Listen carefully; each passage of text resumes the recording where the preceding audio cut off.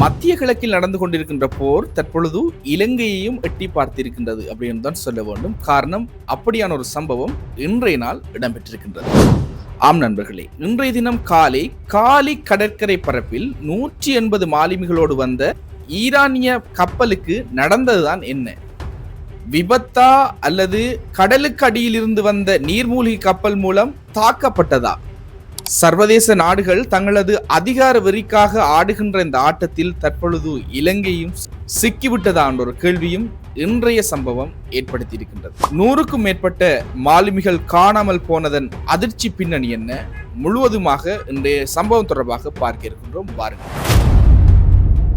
ஆம் நண்பர்களே, இன்று நீங்கள் கேட்கப் போகும் செய்தி உங்கள் தூக்கத்தை கெடுக்கலாம். நம் கண் முன்னே இந்திய பெருங்கடலில் ஒரு மிகப்பெரிய சர்வதேச சதி அரங்கேறி இருக்கின்றது. உண்மையாகவே என்ன நடக்கின்றது இலங்கை கடற்பரப்பில்?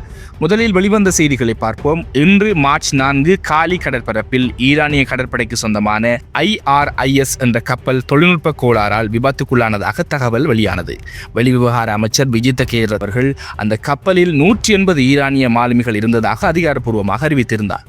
பாதுகாப்பு பிரதி அமைச்சர் அருண ஜெயசேகரவின் வழிகாட்டுதலில் இலங்கை கடற்படை மற்றும் விமானப்படை உடனடியாக களமிறங்கி மீட்பு பணிகளை துரிதப்படுத்தி இருந்தனர். ஆரம்பகட்டமாக 30 முதல் 35 பேர் மீட்கப்பட்டு காலி துறைமுகம் ஊடாக கராப்பட்டி போதன வைத்தியசாலைக்கு கொண்டு வரப்பட்டனர். இது ஏதோ ஒரு சாதாரண கப்பல் விபத்து என்றுதான் ஒட்டுமொத்த உலகமும் நாமும் நினைத்தோம். ஆனால் அடுத்த சில மணி நேரங்களில் வெளிவந்த உண்மை உரைய வைத்தது அப்படின்னு தான் சொல்ல வேண்டும். இலங்கை பாதுகாப்பு அமைச்சு மற்றும் சர்வதேச ஊடகங்கள் வெளியிட்ட அதிர்ச்சி தகவல் என்ன தெரியுமா? அந்த ஈரானிய கப்பல் விபத்துக்குள்ளாகவில்லை. அது கடலுக்கு அடியில் இருந்து வந்த ஒரு மர்மமான நீர்மூழ்கி கப்பலால் குறிவைத்து தாக்கப்பட்டு அழிக்கப்பட்டிருக்கின்றது.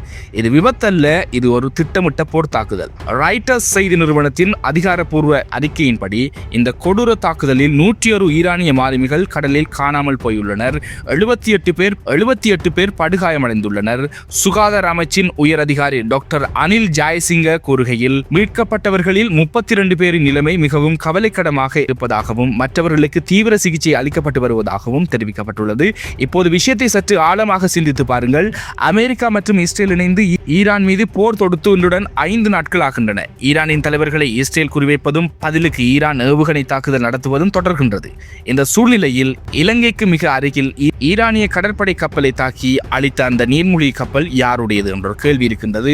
ஒரு நாட்டின் கப்பலை இன்னொரு நாட்டின் கடற்பரப்பில் வந்து தாக்கி அளிக்கும் தைரியம் எந்த நாட்டுக்கு இருக்கும்?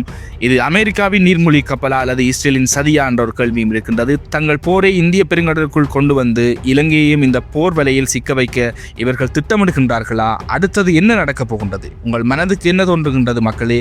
இது இலங்கைக்கு வரப்போகும் மிகப்பெரிய ஆபத்தின் அறிகுறியா? உங்கள் கருத்துக்களை கீழே கமெண்ட்ல ஆழமாக பதிவு செய்யுங்கள். இந்த அதிர்ச்சியான உண்மையை இலங்கையில் உள்ள ஒவ்வொருவரும் அறிய வீடியோவை உடனே ஷேர் பண்ணுங்க.